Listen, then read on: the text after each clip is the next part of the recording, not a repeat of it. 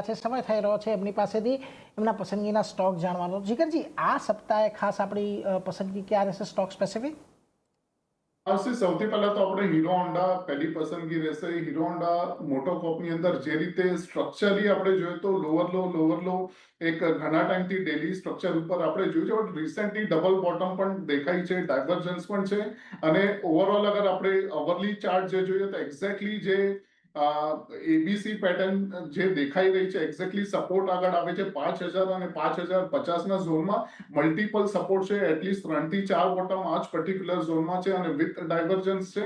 અને overall daily chart ઉપર RSI નું સ્ટ્રક્ચર અગર આપણે જોશું તો કન્ટિન્યુઅસલી 40 ના લેવલ્સથી એક બાઉન્સ જોવા મળે છે અને ઓવરઓલ કરંટ લેવલ્સ 50 ના ઉપર છે, એટલે એક મોટો મૂવ આની અંદર જોવા મળી શકે છે। હીરો મોટો કોપની અંદર એટલીસ્ટ 5500 સુધીના આપણે ટાર્ગેટ્સ લઈને ચાલશું, બાય કરવાની સલાહ રહેશે અને સ્ટેગર્ડ મેનરમાં નીચે પણ મળે છે 5200 સુધી, તો એક વખત આપણે બાય કરશું। ઓવરઓલ સ્ટોપ લોસ આપણે 5000 ના નીચે રહેશે હીરો મોટોમાં।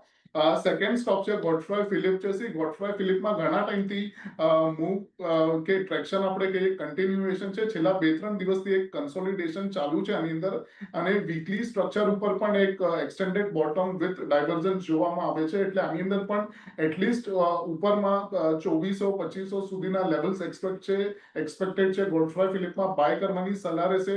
2200 સુધી પણ અગર ઇનકેસ આવે છે કાઉન્ટર તો બાય કરવાની સલાહ રહેશે। 2100 ના નીચે એક સ્ટોપ લોસ રહેશે, પહેલો ટાર્ગેટ રહેશે 2500 નો, બીજો રહેશે 2600 નો। એટલે જુઓ, અહીંયાથી હીરો મોટો કોર્પ અને બીજું ગોડફ્રે ફિલિપ્સ, આ બે પર તમારે નજર રાખવાની, બંનેની આ સપ્તાહે ખરીદારીની સલાહ।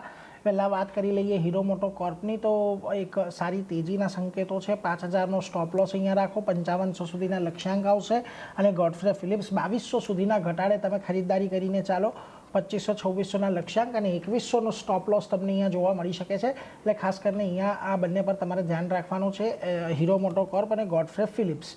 આગળ વધીએ, આજના દિવસે અન્ય સ્ટોક